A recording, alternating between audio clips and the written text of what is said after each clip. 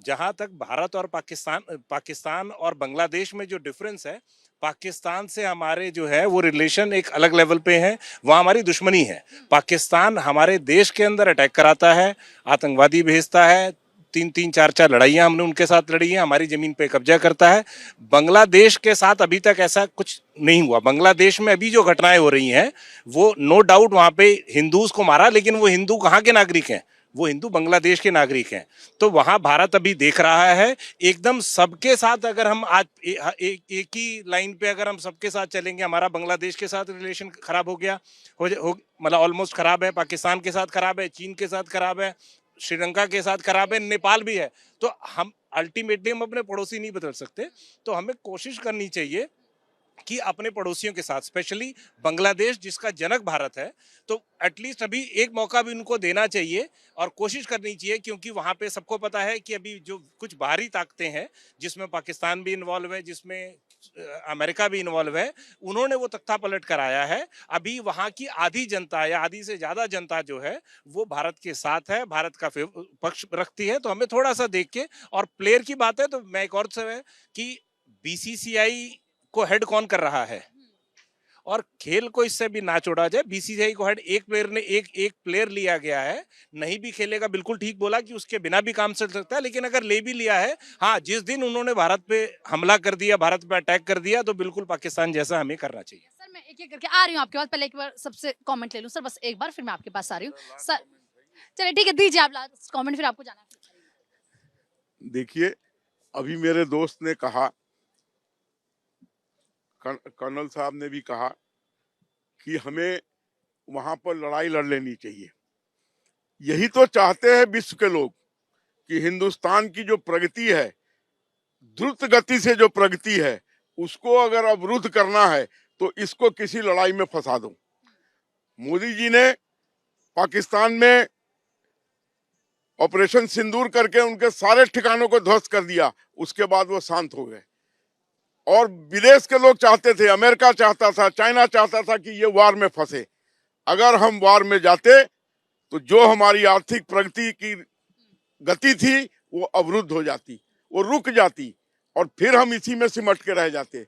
आज भी बांग्लादेश के साथ, बांग्लादेश में देखिए अमेरिका ने अपना सैन्य अड्डा बना लिया है, बंदरगाह पे चीन का कब्जा हो रहा है। ये अभी ठीक कहा इन्होंने कि वहां विदेशी ताकतें भरपूर मात्रा में मौजूद है, और उनको झेलने के लिए हमको वहां खड़ा रहना पड़ेगा। वो तो चाहते हैं कि हम लड़ाई लड़ें, लेकिन हम अपनी सहिष्णुता पर अपने पर रोक लगाए हुए हैं कि हम वहां लड़ाई में जाएंगे तो हमारी अर्थव्यवस्था ध्वस्त हो जाएगी, चाहे कोई भी लड़ाई हो, छोटी या बड़ी।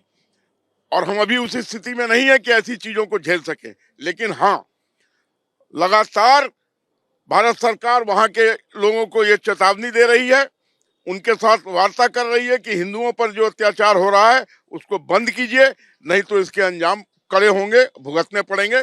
भारत सरकार किसी भी कीमत पर अभी लड़ाई में जाना नहीं चाहेगी, अनलेस कि पानी नाक से ऊपर चला जाए। ठीक है sir, thank you sir.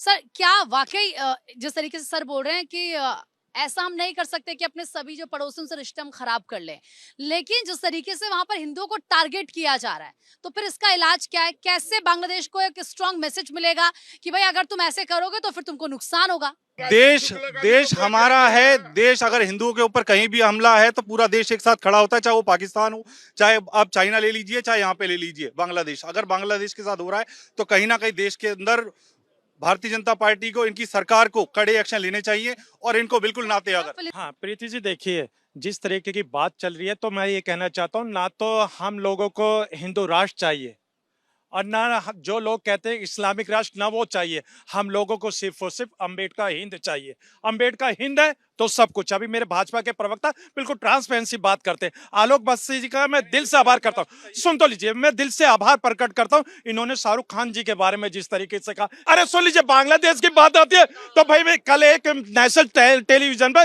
Vinod Bansal ji थे मेरे साथ, बड़े कह रहे थे कि नाजिम ये कर दो। मैंने उनसे कहा कि विश्व हिंदू परिषद, आप चलिए, भारत का मुसलमान आपके साथ बांग्लादेश में चलता है, और चलने के बाद वहां के जो एक यूनिट सरकार है उसको घुटने पे टिकाने की हिम्मत भारत का मुसलमान मुसलमान रखता है, तो करवा दीजिए।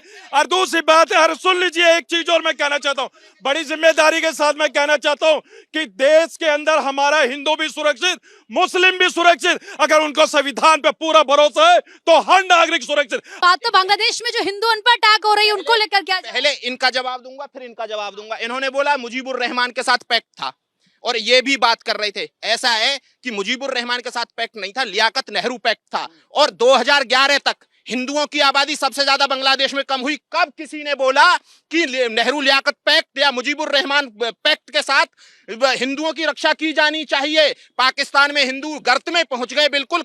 कौन सी सरकार ने क्या किया? पैक्ट को ये बात नहीं कर पाए। रुक जाइए, अभी रुक जाइए, अभी रुक जाइए। और इनको चाहिए विश्व हिंदू परिषद। इनको शर्म नहीं आती है? जो जमाते इस्लामी मार रही है ना हिंदुओं को बांग्लादेश में, ये उसके फॉलोअर हैं, ये उसके फॉलोअर हैं, जमाते इस्लामी के फॉलोअर हैं ये। और जमात का कॉन्सेप्ट है ना, वो भारत से आया है। लेकिन कोई मुसलमान ये नहीं बोल रहा है कि जमात वाले जो वहां जमाते इस्लामी मान रही है इनकी बौद्धिक भाई है। जो जमात इस्लामी मार रही है ना वह हिंदुओं को, इनकी बौद्धिक भाई है। पाकिस्तान में भी जमात इस्लामी इनकी बौद्धिक भाई है, और बांग्लादेश में भी जमात इस्लामी इनके बौद्धिक भाई है। जब भारत यूनाइट था तब जमात इस्लामी की स्थापना हुई, और उसमें से ही वो बांग्लादेश वाली बनी और वही पाकिस्तान वाली बनी।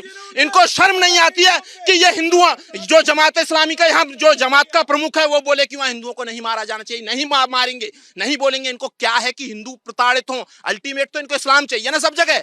कुछ लोगों से बात कर लेते हैं। बताइए आपका क्या कहना है?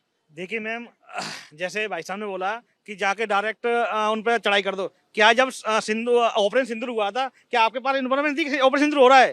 तो कुछ नहीं कुछ करेंगे। और साफ सोचे, देखो जब उसको चाइना को हमने बैन किया ना, भारत किया है, वैसे ही पाकिस्तान को हमने बैन किया है। अब बांग्लादेश से अब ये हमारे अच्छे संबंध रहे हैं, और संबंध को इतनी जल्दी नहीं तोड़ देते हम लोग। पहले उसको टाइम दे रहे हैं। अगर सुधर जा भाई, नहीं सुधर जाए तो कुछ ना कुछ होगा ही होगा।